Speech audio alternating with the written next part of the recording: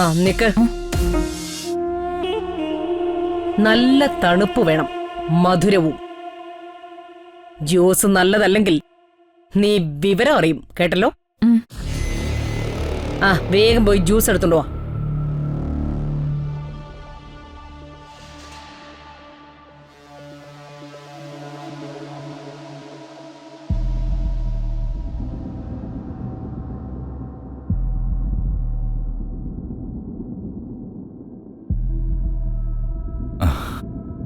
അപ്പോ എല്ലാം ഓക്കെ അല്ലേ?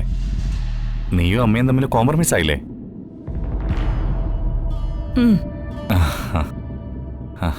ഞാൻ പറഞ്ഞില്ലേ എല്ലാ പ്രശ്നങ്ങൾക്കും പരിഹാരം സിമ്പിളാണെന്ന്. നമ്മൾ അമ്മയോട് തുറന്ന് സംസാരിച്ചപ്പോ അമ്മയ്ക്ക് കാര്യം മനസ്സിലായി. അത്രയുള്ളൂ. ശുഭം. അതെ, ഇനി എല്ലാം ശുഭമാവും.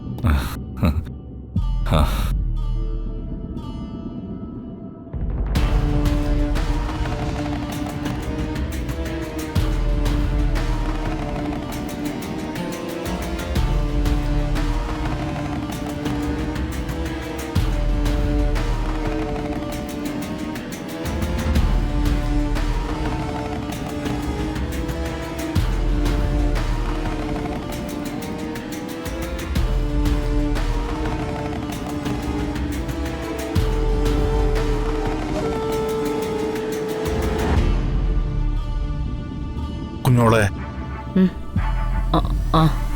ഭദ്രേട്ടനോ? അല്ലാതെ ഈ മുറിയിലേക്ക് ധൈര്യപൂർവ്വം കയറി വരുന്ന ആരാ കുഞ്ഞോളെ?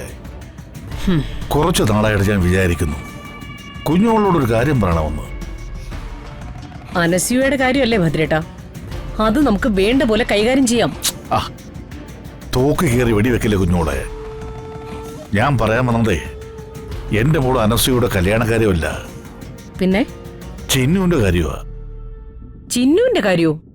അതെ, ചിന്നുവിന്റെ കാര്യം തന്നെ. കുഞ്ഞോളെ, ഈ ചിന്നു കൊട്ടാരത്തിൽ തമ്പുരാനെയും തമ്പുരാട്ടിയെയും കൊന്ന ശിവദാസന്റെ മകളാണെന്ന് നമുക്ക് നരി അറിയിക്കണ്ടേ?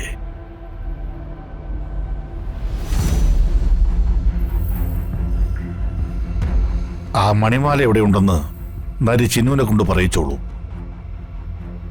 ആ മണിമാല കിട്ടിയാൽ നമ്മൾ രക്ഷപ്പെട്ടു.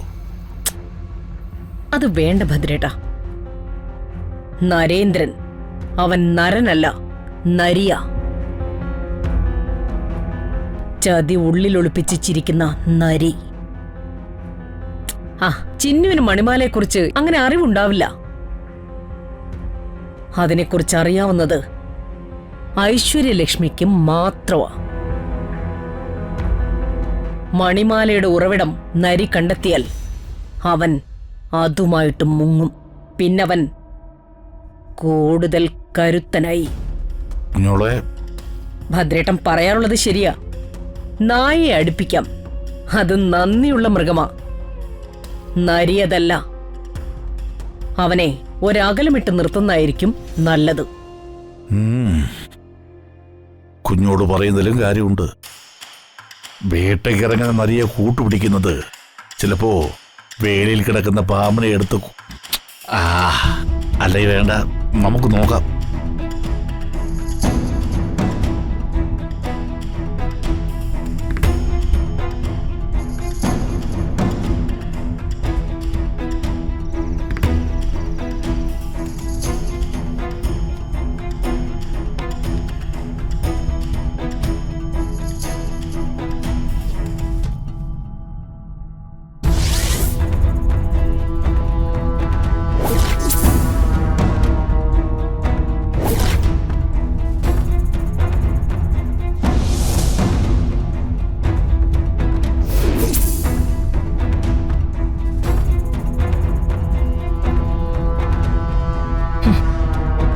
ഇതിത്ര വേഗം ഉപയോഗത്തിൽ വരുമെന്ന് ഞാൻ അറിഞ്ഞില്ല.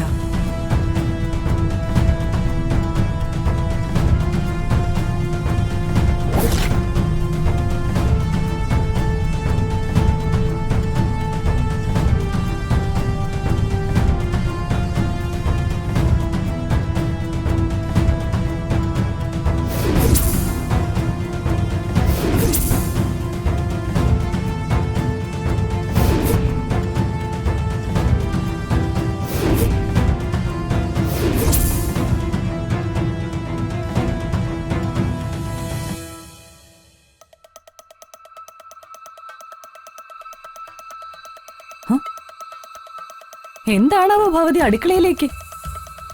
മാഡത്തിന്റെ കയ്യിൽ നിന്ന് കിട്ടിയതിന്റെ ഹാങ് ഓവർ ഇതുവരെ മാറിയില്ലേ? ഐസ് വലുത് വേണോ മുഖത്ത് വയ്ക്കാൻ? വീട്ടില് തല്ലി വളർത്തിയില്ലെങ്കിലേ റോഡിൽ നിന്ന് തല്ലി വാങ്ങുന്നൊരു ചൊല്ലുണ്ട്. സ്വന്തം അച്ഛനെയും അമ്മയും വേദനിപ്പിച്ച ആൾക്കാർക്ക് അതിന്റെ ശിക്ഷ കിട്ടിയെന്നങ്ങ് കൂട്ടിയാ മതി. സ്വന്തം നേട്ടങ്ങൾക്കും സന്തോഷങ്ങൾക്കും വേണ്ടിയിട്ട് അച്ഛനെയും അമ്മയും നിന്നെയൊക്കെ ഞാൻ ഒരുപാട് വേദനിപ്പിച്ചിട്ടുണ്ട്.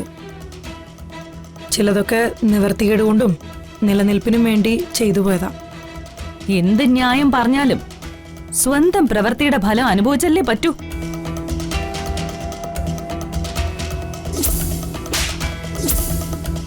അതെ,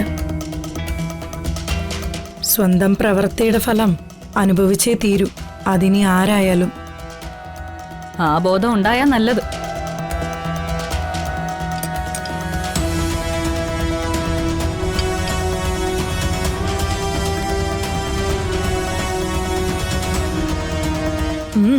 പെട്ടെന്ന് അടിക്ക്.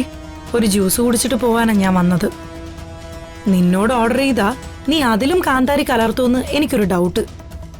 കിട്ടേണ്ടതുപോലെ ഒരെണ്ണം കിട്ടിയപ്പോ നീ ശരിക്കും പഠിച്ചു അല്ലേടി ചേച്ചി? അമ്മയ്ക്കും ഇത് തന്നെ അബദ്ധം പറ്റിയത്. അന്നേ നിനക്കൊരെണ്ണം ശരിക്കും തന്നിരുന്നെങ്കിൽ നീ എന്നേ നന്നായി പോയേനെ. അയ്യോ, മാഡം ഐസ് കൂടുതൽ ഇടണമെന്ന് പറഞ്ഞിരുന്നല്ലോ.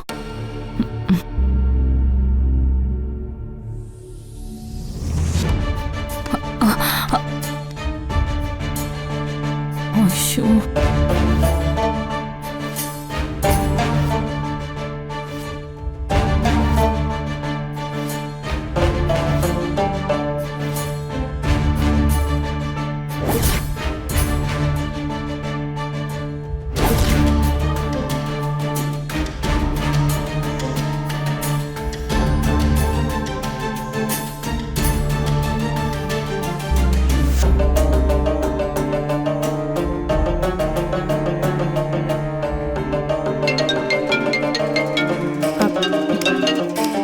ഹലോ,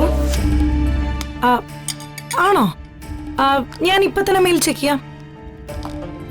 1 സെക്കൻഡ്, ഞാനിപ്പോ നോക്കിയിട്ട് പറയാം.